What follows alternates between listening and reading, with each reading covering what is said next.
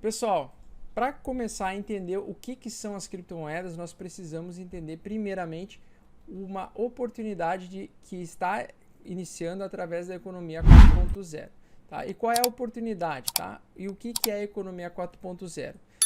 Para a gente entender o que é a economia 4.0, eu vou passar rapidamente aqui as outras fases da nossa economia. Tá? Então, a primeira fase da nossa economia iniciou através do vapor, que impulsionou a Revolução Industrial no século XVIII. Logo depois, na evolução disso, surgiu a eletricidade, linhas de montagem.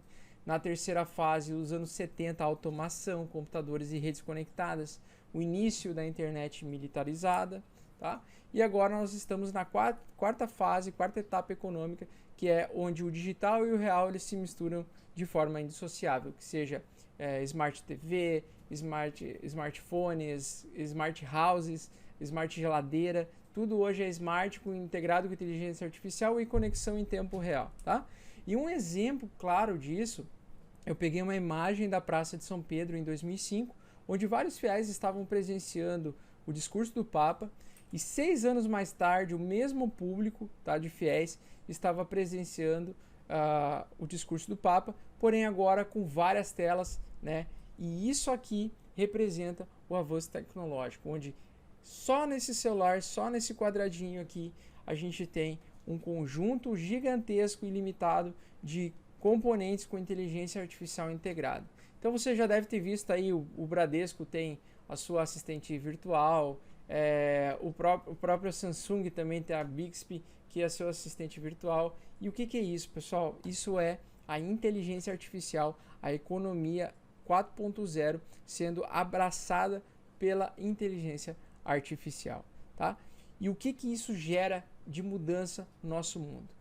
Todas as mudanças possíveis. E isso surgiu com a internet e a descentralização. E na verdade a internet ela trouxe um fenômeno que provavelmente na hora que desenvolveram a internet eles não pensaram nisso, né? Mas a internet ela causou a descentralização de diversos poderes. O que é a descentralização? O que eu quero dizer com descentralização? Bom, pessoal, até nos anos 90, a maior parte de todos os poderes do mundo eles eram poderes centralizados. Você ficava refém desses poderes centralizados sem mesmo saber disso, tá?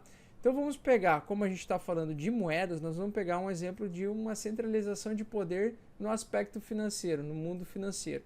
Então vamos dizer que no poder centralizado do nosso mundo, até meados dos anos 2000 principalmente, o mundo era assim. Você tinha um poder central, que era o banco, tá? E você tinha as pessoas conectadas a esse banco, ou seja, pessoas que tinham conta corrente nesses bancos, tá?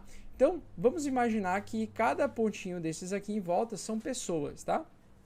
Se a pessoa, que aqui eu vou dar o nome de pessoa A, quer enviar dinheiro para a pessoa B, o que ela precisa fazer? Ela precisa fazer toda a transação e a solicitação de transferência financeira através do poder do banco. Então, se a pessoa quer mandar do ponto A para o ponto B, ela precisa enviar um sinal de interesse para vender o seu dinheiro, tá? E ela vai transferir o dinheiro para o ponto B. Como tem que automaticamente passar por esse ponto central, o banco ele vai determinar a taxa, vai determinar os dias, vai determinar os seus limites. Então isso te impossibilita de você ser dono do seu próprio dinheiro, tá? E o que acontece com a internet? O que aconteceu com o advento da internet? Ocorreu um fenômeno chamado destruição de poderes centrais, tá? Ou seja, o poder central, quando ele é destruído, esses pontos eles ficam soltos, avulsos, certo? Não tem mais essas conexões. Não tem mais um intermediador, tá? Então, quando você destrói esses pontos vão ter que se conectar novamente entre si, utilizando redes conectadas, que é a internet. Então, a internet, ela fez isso não somente com os bancos, mas também fez isso com os correios, como por exemplo, e eu acredito que foi o primeiro poder central que a internet conseguiu destruir, que foram os correios. Por quê? Porque antigamente, nos anos 80, anos 90, para você enviar mensagem do ponto A ao ponto B e depois o do ponto B ao ponto C, você precisava se encaminhar até o poder central, que no caso deste exemplo é os correios, são os correios.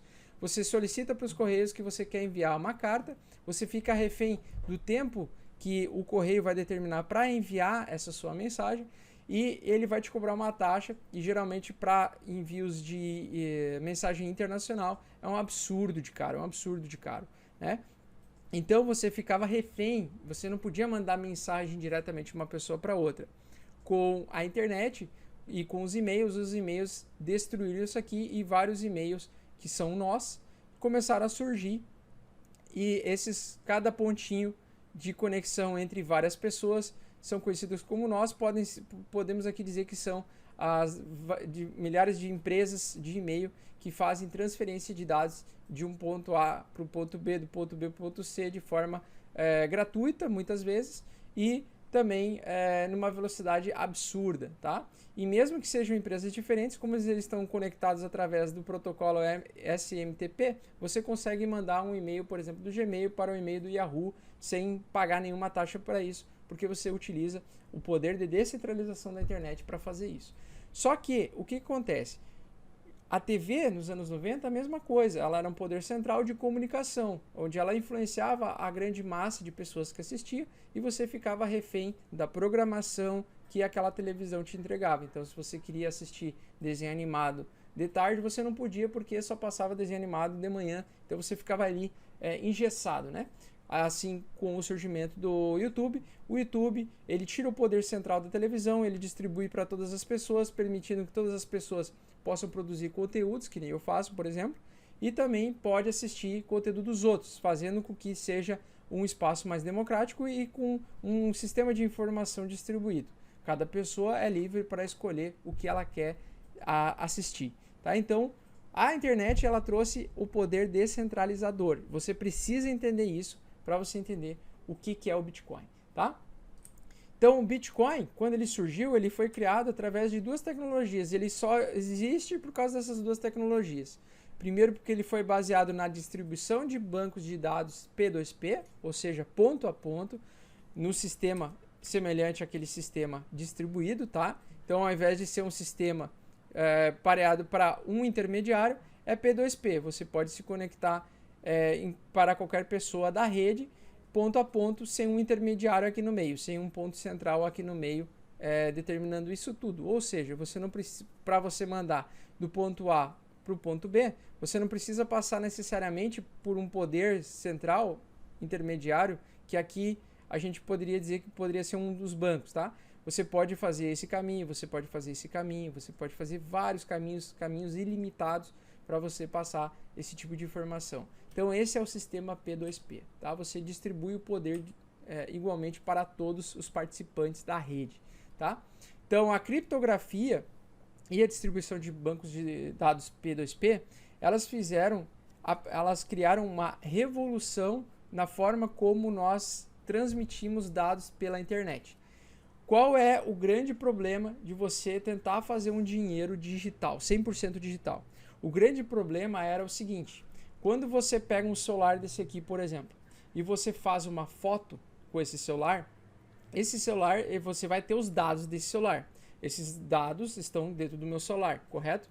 Quando você envia esses dados para outra pessoa, você envia uma foto, você não perde esses dados. Os seus dados, a sua foto fica no seu celular. Você envia nada mais do que uma cópia dos seus dados, uma cópia idêntica dos seus dados. E automaticamente, quando você manda a sua foto para outra pessoa na internet, você nada mais está criando uma cópia, e você não é mais dono, você não tem mais posse dessa foto. Essa foto ela está na posse de todas as pessoas que têm uma cópia idêntica à sua. Então imagina, para você fazer dinheiro, como é que você faria um dinheiro em que você mandasse uns dados digitais, um dinheiro eletrônico para outra pessoa, se a outra pessoa vai receber uma cópia automática do seu dinheiro? O que ia acontecer? Uma deflação absurda, uma inflação absurda do seu dinheiro. No momento que você fosse fazer cada transação, ele desvalorizaria, porque você teria a mesma quantidade de dinheiros que você mandou para outra pessoa. Dessa forma, essa tecnologia com criptografia e distribuição de bancos de dados P2P fez com que cada dado do Bitcoin seja único, ou seja, eles criaram um algoritmo, um valor, um código que só você tem a posse desses dados. E quando você quer transferir esses dados para outra pessoa, você perde o poder desses dados, você perde, você não é mais dono desses dados e você transfere automaticamente a posse desses dados para outra pessoa. E isso fez com que o dinheiro eletrônico fosse possível. Então o Bitcoin basicamente é isso. Ele é um código, um algoritmo que consegue ser um dado único na internet. Você não consegue duplicar um Bitcoin, por exemplo. Tá? Então, nesse post aqui eu resumi muito bem todas as vezes que teve uma inovação tecnológica, né, mesmo de poderes centrais antigos, você pode ver que existem sempre novos poderes centrais ou novas tecnologias que vêm suprir outras, tá? Então, para o Banco Central, o Bitcoin não é uma boa ideia. Para os Correios, o e-mail não era uma boa ideia. Assim como para o jornal, a internet nunca foi uma boa ideia, né? Concorrente direto de informação do que o jornal. A televisão nunca foi uma boa ideia para os rádios e assim sucessivamente, né? A mesma coisa, o streaming, ou seja, o YouTube, o Netflix, etc., nunca foi uma boa ideia para a Blockbuster, que foi a maior videolocadora do mundo, tá? Então, o que acontece? Para muitas pessoas nunca vai ser uma boa ideia a descentralização de poderes, né? Mas a verdade é que você não consegue lutar contra a tecnologia, tá? Muito bem. Então, sejam bem-vindos. O Bitcoin é a primeira moeda mundial descentralizada.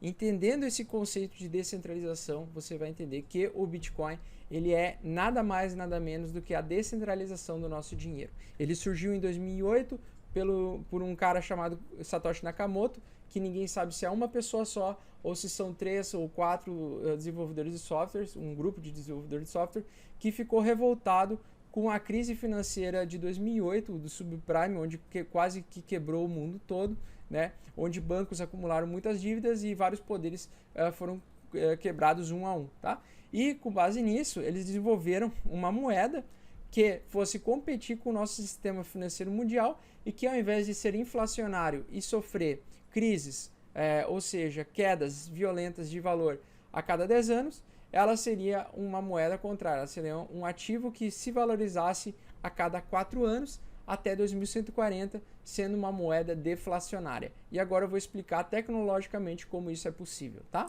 Então o Bitcoin, o que ele é? É uma moeda 100% digital, que não é emitida por nenhum banco central, é uma moeda eletrônica descentralizada e escassa, P2P, ponto a ponto. Então ela é criada a partir de um processo conhecido como mineração, tá? E quais são as características do Bitcoin? Primeiro que ele é escasso, tá? Vão existir apenas 21 milhões de unidades de Bitcoins que podem ser mineradas. Atualmente existem 17 milhões de Bitcoins. A cada 10 minutos são lançados 12,5 Bitcoins na rede, que são novos, tá? Até 2140 esse número vai ser lançado na rede a uma fração cada vez menor, que diminui a cada 4 anos, tá? Então, cada Bitcoin ele pode ser fracionado, dividido até 8 casas decimais para permitir que qualquer pessoa consiga ter satoshis, tá? Porque, como ele tem um número limitado, você teria que fracionar ele para poder, em determinado momento, em 2140, conseguir comprar ainda algum satoshi, tá? Então, esse valor é fracionado, conhecido como satoshi. É uma tecnologia inovadora que permite a segurança e transparência das transações, além de tornar o Bitcoin descentralizado. Então, as taxas de transação tendem a ser muito menores e funcionam 24 horas por dia, todos os dias da semana. Então, diferentemente do banco, onde você precisa ficar refém dele, mesmo que você queira enviar 1 milhão de reais para o outro lado do mundo, você não vai conseguir de forma fácil, é tudo muito burocrático. E, na verdade, você não é dono do seu dinheiro. Você não consegue fazer uma transferência de 1 milhão sem você pagar uma taxa absurda de 10 mil reais para você transferir internacionalmente o seu capital, tá? Já no Bitcoin, você é 100% dono do seu dinheiro e você é seu próprio banco. Você armazena os seus Bitcoins e só você tendo a chave privada, só você é dono dos seus Bitcoins.